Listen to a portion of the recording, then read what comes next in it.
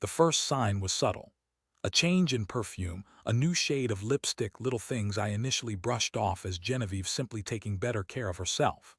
We'd been married for 17 years, a solid, dependable 17 years. I am an IT specialist, work from home, the kind of guy who finds joy in the predictable rhythm of life. Genevieve, on the other hand, was a whirlwind real estate agent, always on the go, always meeting new people. I'm 46 years old. We lived in Austin, Texas, in a beautiful house with a big backyard, perfect for our golden retriever, Max. I never suspected a thing. Then came the late nights at the office. Closing deals, Emerick, she'd say, her voice a little too high, a little too bright. You know how it is. I did know. Real estate was a tough business, but the frequency increased. From once a week to 3 times, then almost every night. I started making dinner for one more often than not. I missed her.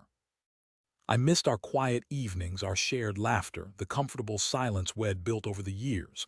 But I trusted her. Implicitly. Foolishly. The real crack in the facade appeared during our anniversary trip. We'd planned a romantic getaway to Napa Valley, a chance to reconnect, to rekindle the flame. But Genevieve was distant, preoccupied. She spent hours on her phone, ostensibly dealing with clients, but her eyes darted away whenever I came near. She'd laugh at nothing, then snap at me for interrupting her. The intimacy was gone, replaced by a cold, impenetrable wall. One night after a particularly tense dinner, I found her outside on the patio, whispering into her phone. I couldn't make out the words, but the tone, the soft, intimate tone, it wasn't for a client. It was for someone else. My gut twisted.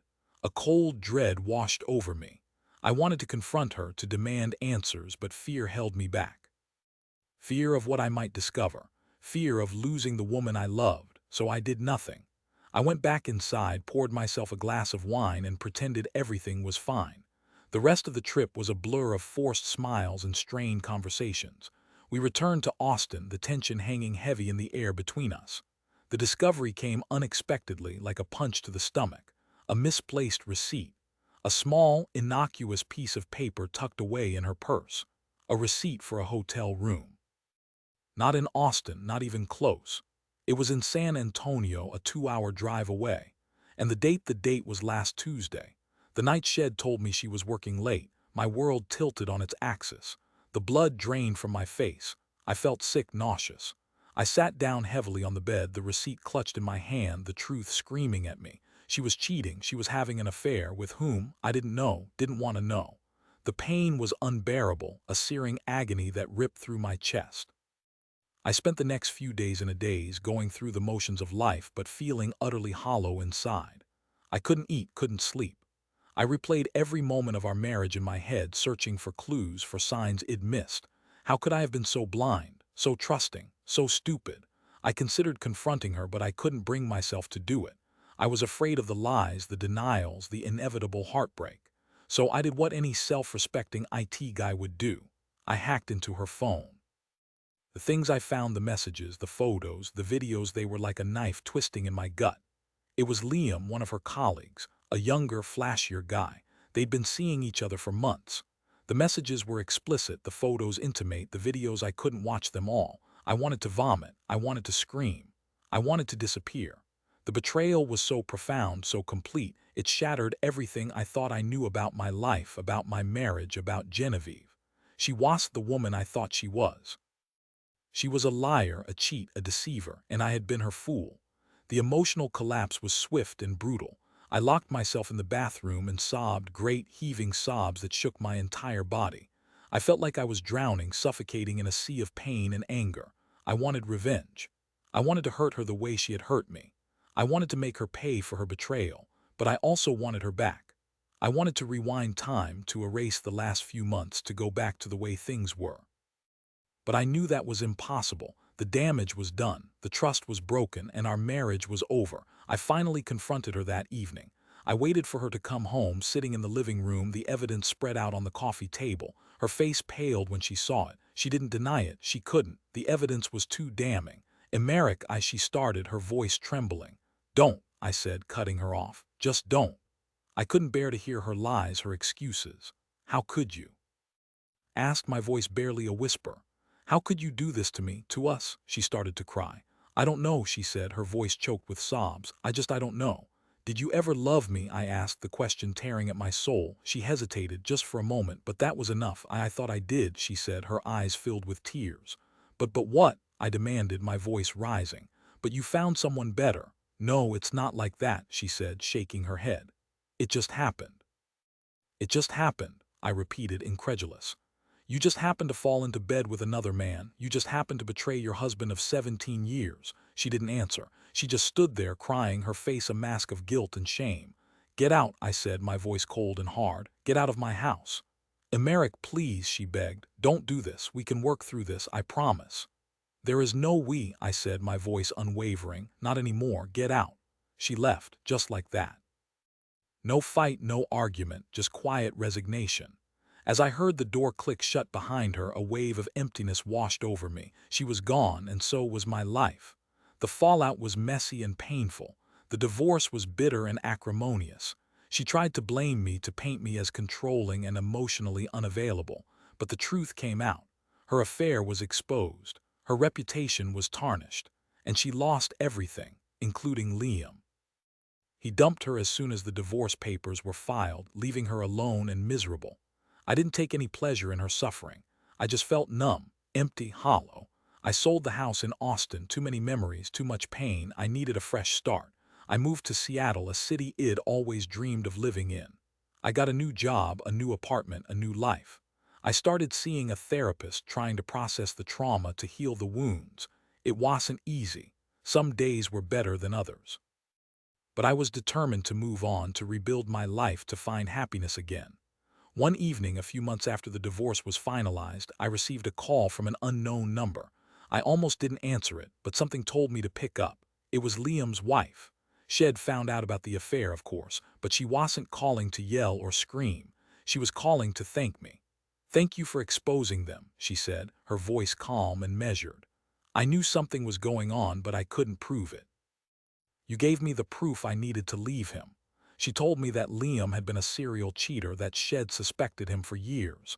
Genevieve was just the latest in a long line of women. "You did me a favor, Emerick," she said. "You freed me from a toxic relationship. I owe you." I didn't know what to say. I was stunned. "I am so sorry for what happened to you," she added. "You didn't deserve that." "Neither did you," I said. We talked for a few more minutes, sharing our stories of betrayal and heartbreak. It was a strange, surreal conversation, but it was also cathartic.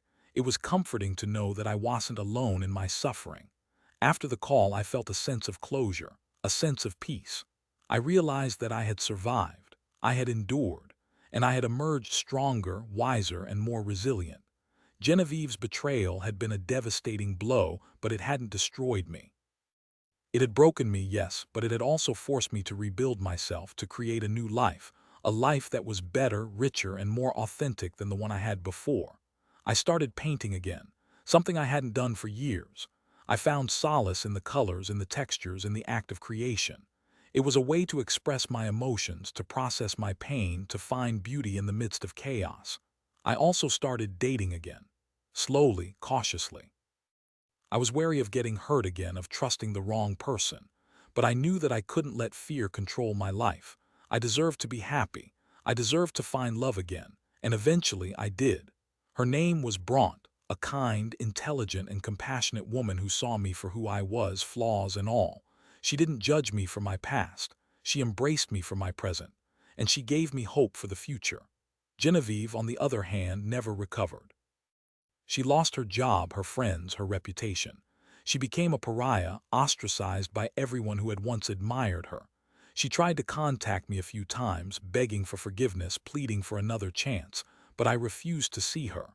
I had nothing to say to her. She had made her choice, and she had to live with the consequences.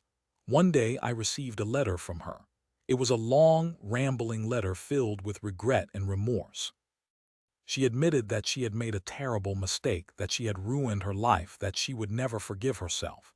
She said that she understood why I couldn't forgive her. She said that she deserved to be punished. And then she said something that chilled me to the bone. She said that she was going to end her life. I didn't know what to do. I debated calling the police, but I hesitated. Part of me wanted to believe that she was just trying to manipulate me, to guilt me into forgiving her. But another part of me was terrified that she was serious. I decided to take a chance. I called her. She answered on the third ring, her voice weak and groggy. "Genevieve," I said, my voice trembling. "Emeric," she said, her voice barely a whisper. "What do you want?" "I got your letter," I said. "Are you okay?" There was a long silence. "No," she said finally. "I'm not okay. I can't do this anymore. I can't live with what I've done." "Don't do anything stupid," I said, my voice pleading. "Please, Genevieve, don't." "It's too late," she said. "I've already taken the pills." My heart stopped. "Where are you?" I demanded. "Tell me where you are." She hesitated. "I can't," she said. "Just let me go." "No," I said, my voice firm. "I'm not going to let you go. Tell me where you are and I'll come get you." After a moment of hesitation, she gave me her address. She was at a motel on the outskirts of Austin. I called 911 and raced to her side. I found her unconscious in the motel room, surrounded by empty pill bottles. The paramedics arrived just in time. They rushed her to the hospital where she was treated for a drug overdose. She survived, but she was never the same. She spent several months in a psychiatric hospital recovering from her suicide attempt. When she was released, she moved to another state to be closer to her family. I never saw her again. I never spoke to her again. But I often think about her. I wonder if she ever found peace. I wonder if she ever forgave herself. I eventually married Bronte. We built a beautiful life together, filled with love, laughter, and mutual respect. I learned to trust again, to open my heart again, to believe in the possibility of happiness. Genevieve's betrayal had been a painful chapter in my life, but it was just that, a chapter. It didn't define me. It didn't break me. It made me stronger. It made me more resilient. And it taught me a valuable lesson, that even in the darkest of times there is always hope. There is always a chance to rebuild, to heal, to find love again. And that sometimes the greatest act of revenge is simply to move on and live a happy, fulfilling life. I found it. Looking back, I realized that Genevieve's actions, while devastating, ultimately led me to a better place. I learned the importance of self-worth, the strength of resilience, and the profound beauty of forgiveness, not for her, but for myself. My story is a testament to the fact that betrayal can be a catalyst for growth, that heartbreak can pave the way for deeper connections, and that even after the most profound loss, happiness is not only possible but attainable. Hold on to hope, dear reader, and never underestimate your capacity to heal and thrive.